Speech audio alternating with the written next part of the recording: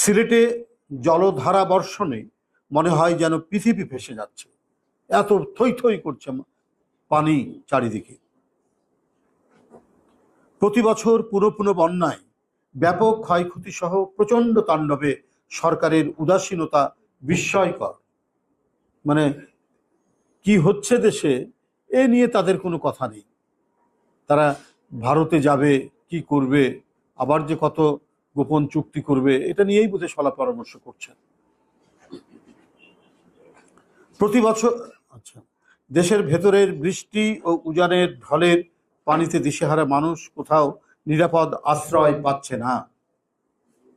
ঘরের ভেতর উঁচু মাচা করার পরেও টিকতে পারছে না।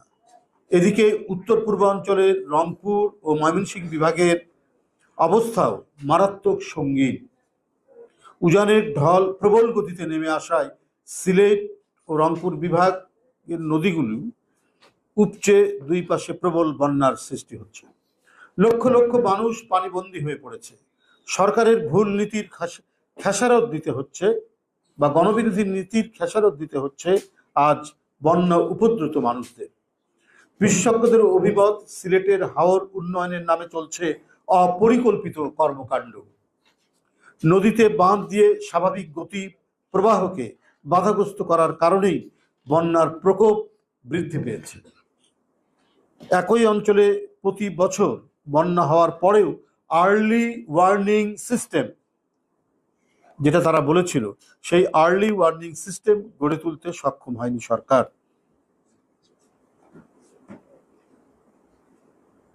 মানুষকে সীমাহীন দুর্ভোগের মধ্যে ঠেলে দেওয়া যে সরকারের কর্মসূচি, সে সরকারের দ্বারা একটি জাতির সর্বাঙ্গীন উন্নতি লাভ কখনোই সম্ভব নয়।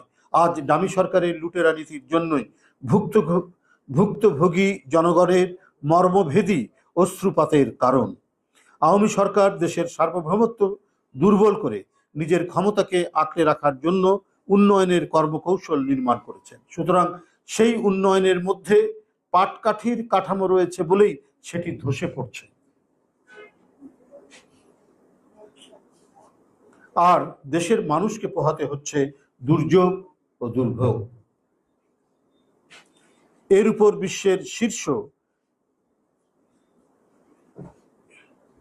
বায়ু দূষণ শহর ঢাকা। কারণ অপরিকল্পিত উন্নয়নের জন্য ঢাকা সহ বাংলাদেশের শহরগুলো প্রচন্ড বায়ু দূষণে নিমজ্জিত। সুপরিকল্পিত উন্নয়ন নেই বলেই বাংলাদেশের বায়ু ক্রমাগতভাবে দূষিত হচ্ছে। বৃহত্তর সিলেট, রংপুর ও ময়মনসিংহে পানিবন্দী মানুষের কাছে কোনো ত্রাণ পৌঁছায়নি। এক অসহায় বিপন্ন অবস্থায় দিন কাটাচ্ছে লক্ষ লক্ষ বন্যা উপদ্রুত মানুষেরা। আমি উক্ত অঞ্চলে বিএনপির সকল স্তরের নেতাকর্মীদেরকে বন্যা দুর্গতদের পাশে দাঁড়ানোর জোর আহ্বান জানাচ্ছি। সাংবাদিক বন্ধুরা, বাংলাদেশকে দখল করে নিয়েছে দুর্বৃত্ত, সন্ত্রাসী আর সিন্ডিকেট বাজরা। নৈরাজ্যের কালো ছায়া যেন সারা বাংলাদেশকেই ঢেকে ফেলেছে। আওয়ামী লীগ এখন অদম্য জমিদার হয়ে উঠেছে। দেশের কোথাও কোনো সুস্থ প্রতিযোগিতার জায়গা নেই। ক্ষমতাসীনরা সবকিছু তাদের করায়ত্ত করার জন্য চোখ রাঙিয়ে বেড়াচ্ছে। ক্ষমতাসীন আওয়ামী লীগের সন্তানরাও নিজেদের জমিদার সন্তান ভাবছেন। তারা মনে করেন আইন যেন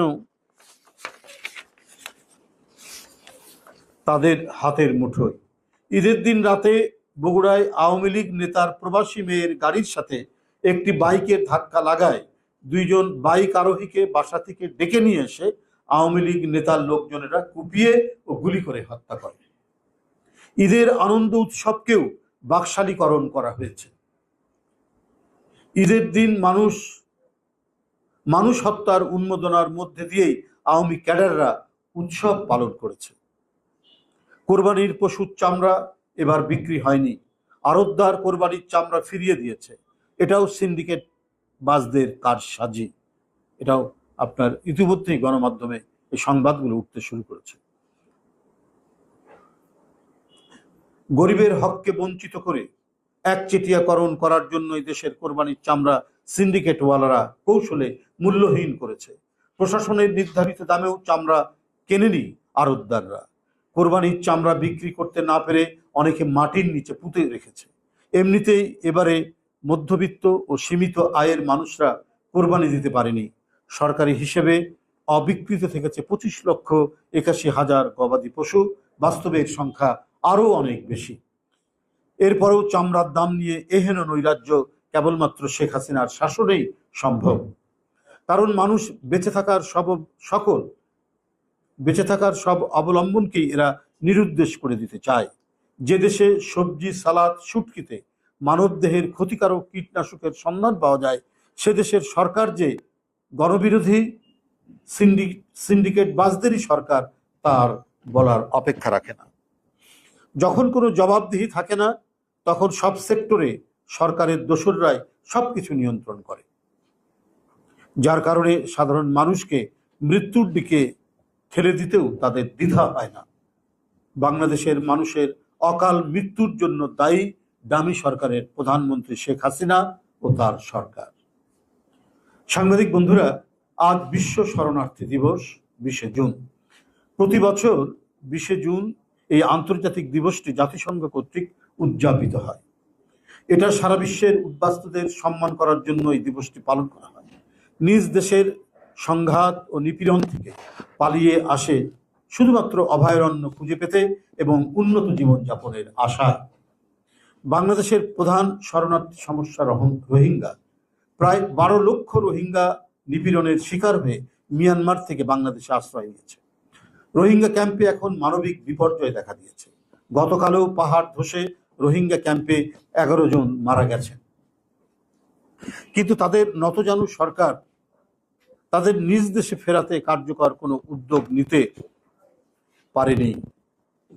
এদেরকে নাগরিক হিসেবে নিজ দেশে ফেরাতে মিয়ানমারকে রাজি করাতে ব্যর্থ হয়েছে সরকার। কিন্তু অতীতে শহীদ প্রেসিডেন্ট জিয়াউর রহমান ও বেগম খালেদা জিয়ার সরকারের আমলেও এমন ঘটনা ঘটেছিল। সে সময় সফল কূটনৈতিক তৎপরতায় তাদেরকে ফেরত পাঠাতে স্বাধীনতার ঘোষক শহীদ রাষ্ট্রপতি জিয়াউর রহমান এবং দেশনেত্রী বেগম খালেদা জিয়া সক্ষম হয়েছিলেন। বাংলাদেশের কোটি কোটি যুবক এখন বেকার। শুধুমাত্র ভিন্ন মতের কারণে অনেক তরুণ যুবক কর্মসংস্থানের সুযোগ না পেয়ে বাংলাদেশ ছেড়ে ভূমধ্যসাগর সহ বিভিন্ন সাগরে পাড়ি দিতে গিয়ে অনেকেই সলিল সমাধি হচ্ছে। বহু সংখ্যক বাংলাদেশিরা এখন নিজ দেশেই পরবাসী। একদলীয় শাসনে নিজ দেশেরই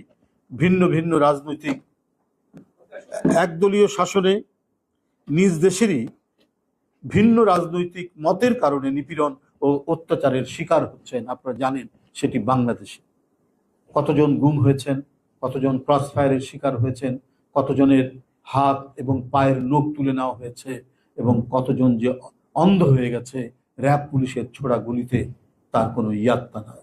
তার সংখ্যা বলা খুব মুশকিল। প্রতিদিনই এই সংখ্যা ক্রমাগত করে বাড়ছে এবং বাংলাদেশের এই দুর্বিনীত দুঃশাসনের কারণে অসংখ্য তরুণ যুবক তারা দেশ ছেড়ে পালিয়ে যাচ্ছে এবং কারো কারো সলিল সমাধি হচ্ছে ভূমধ্যসাগর, আরব সাগর, লোহিত সাগর অথবা আটলান্টিকে। বন্ধুরা আমার, বাংলাদেশের মানুষও বন্দী। বাংলাদেশের মানুষও অনেকটা শরণার্থীর মতো বিভিন্ন দেশে আশ্রয় লাভ করেছেন শেখ হাসিনার দুঃশাসন এবং নিপীড়ন নির্যাতনের জন্য। এরা দেশ ছেড়ে বিভিন্ন উদ্বাস্তু জীবনযাপন করছে। হিংস্র কর্তৃত্ববাদী শাসনের কারণেই বহু দেশ থেকে অসংখ্য মানুষ অন্য দেশে শরণার্থী শিবিরে আশ্রয় নেয়। আমি সারা বিশ্বের শরণার্থীদের প্রত্যাশা ও উন্নত জীবনের আকাঙ্ক্ষার প্রতি সংহতি জানাচ্ছি এবং তারা যাতে নিজ দেশে শান্তিতে বসবাস করতে পারে এবং ফেরত যেতে পারে, সেই কামনায় আপনাদের কাছ থেকে বিদায় নিচ্ছি। আপনাদের সকলকে ধন্যবাদ। বন্যা তো ঝড়, ঝঞ্ঝা, বন্যা সবসময় একটা প্রাকৃতিক বিষয়। এই প্রাকৃতিক বিপর্যয়ের জন্য আপনারা সরকারকে কেন দোষারোপ করছেন? না, সরকারকে দোষারোপ করছি এই কারণে, একটা তৎপর এবং কর্মক্ষম সরকার থাকলে এই মানে এটাকে দ্রুত প্রতিহত করা, মোকাবেলা করার মানে তাদের সক্ষমতা থাকতো। কিন্তু তারা যেহেতু দুর্নীতিতে একেবারে নিমজ্জিত, মহাদুর্নীতির অভিযোগগুলো প্রতিদিন তাদের ঘনিষ্ঠ কর্মকর্তা অথবা দলের লোকের বের হচ্ছে, সুতরাং তাদের মনোযোগটা হচ্ছে বড় প্রজেক্টের মাধ্যমে বড় দুর্নীতি করে সেটাকে বিদেশে পাচার করা। যারা এটাতে নিবজ্জিত থাকে তারা জনগণ, জনকল্যাণ এবং প্রাকৃতিক বিপর্যয়ে দ্রুত তাদের সেখানে যাওয়া বা তাদেরকে মানে সেই দুর্যোগকে মোকাবেলা করার যে সক্ষমতা সেটা থাকে না। সেটা সর্বক্ষেত্রেই আপনার সেটা হয়েছে। এই যে আমি যেটা বলেছি যে বারবার সিলেট অঞ্চলে যে বন্যা হচ্ছে সেখানে আর্লি ওয়ার্নিং সিস্টেম, সে আর্লি ওয়ার্নিং সিস্টেম তারা করতে পারতো। আর্লি ওয়ার্নিং সিস্টেম করলে আপনার নদীর ধারের যে বস্তি টস্তিগুলো এখানকার মানুষকে দ্রুত আপনার সরিয়ে নিয়ে যেতে পারতো একটি সরকার। তো এই যে ব্যবস্থাগুলো সেগুলো তারা করতে পারে না। এবং বন্যার কারণে যে মানে ফ্লাড শেল্টার, সে যথেষ্ট ফ্লাড শেল্টার কিন্তু গড়ে ওঠেনি। সমুদ্রের ধারে সাইক্লোনের জন্য কিছু শেল্টার সেখানে হয়েছে, কিন্তু ফ্লাড শেল্টার এসে গড়ে ওঠেনি। আপনারা দেখেছেন যে মার্কিন যুক্তরাষ্ট্র সহ বিভিন্ন দেশে, মানে বিশেষ করে মার্কিন যুক্তরাষ্ট্রে ভয়ঙ্কর আপনার টর্নেডো হয় গালফ অফ মেক্সিকোর ধারে এবং অন্যান্য আটলান্টিকের পাশে, বিশেষ করে ফ্লোরিডা, টেক্সাস, ভয়ঙ্কর ভয়ঙ্কর টর্নেডো হয়। কিন্তু আপনারা দেখেছেন ওদের আর্লি ওয়ার্নিং সিস্টেম এত চমৎকার, খুব দ্রুত গতিতে একটা শহরের সমস্ত লোককে তারা শিফট করে নিয়ে যেতে পারে আরেকটি শহরে। তো এটাই তো হচ্ছে জবাবদিহিমূলক একটা সরকার থাকলে, জনগণের দ্বারা নির্বাচিত একটা সরকার থাকলে, যারা সবসময় ভাবতো যে আমাদেরকে জনগণের কাছে জবাবদিহি করতে হবে আমাদের কাজের যদি কোনো ভুল হয়। তো এরা তো বেপরোয়া, এরা তো কর্তৃত্ব, ওদের তো ভোটের কোনো দরকার পড়ে না। সুতরাং জনগণ বাঁচলো কি মরলো এটা তারা কখনোই মানে ভ্রুক্ষেপ করে না বলেই আজকে এই সমস্ত প্রাকৃতিক বিপর্যয়ে এত ক্ষয়ক্ষতি হয়, মানুষের এত দুর্যোগ হয়। যে আপনার যে ল্যান্ডস্লাইড যেটা হয় বিশেষ করে পার্বত্য চট্টগ্রাম এবং এই অঞ্চলে, তো এই যে ল্যান্ডস্লাইড হতে পারে অতিবৃষ্টির কারণে। তো সেই জন্য যে প্রোটেকশন আগে থেকে, যে তোমরা পাহাড়ের নিচে বা পাহাড়ের ওখান থেকে মানুষজনকে সরিয়ে নেওয়া যেতে পারে বর্ষা আসার আগেই, সেটা যদি তারা করতেন তাহলে এই যে গতকালও যে রোহিঙ্গারা প্রায় 11 জন মারা গেলেন, 10 জন রোহিঙ্গা এবং একজন স্থানীয় শিশু এই যে মারা গেলেন গতকালকে, এটা সম্ভব হতো না যদি একটা জনগণের সপক্ষের দল এবং জনগণের দ্বারা নির্বাচিত একটি দল যদি থাকতো। ধন্যবাদ। নির্বাচন গেল, 28 অক্টোবর গেল, এই ছিল একটা দমন পীড়ন, জেল জুলুম হিলুয়ার মধ্যে ছিলেন, আত্মহত্যা করেছিলেন। এখন কি নির্যাতন কমেছে, স্বাভাবিক? নির্যাতনের ধারা নানাভাবেই তারা আরো বৃদ্ধি করেছে। প্রতিদিনই আমাদের কাছে খবর আসছে, আমাদের অসংখ্য নেতাকর্মী তাদের শুধু পূর্বের মামলা নয়, সে পূর্বের সাথে নতুন মামলা দিচ্ছেন এবং তাদেরকে সাজা দিচ্ছেন। কেউ পলাতক জীবনযাপন করছেন, কেউ ধরা পড়ে জেলের মধ্যে আছেন। এইটা মানে এই পদ্ধতি, মানে নিপীড়করা তারা সবসময় নিপীড়নের একটা পদ্ধতি তারা চালু রাখে। এখন এই পদ্ধতি তারা চালু রেখেছেন।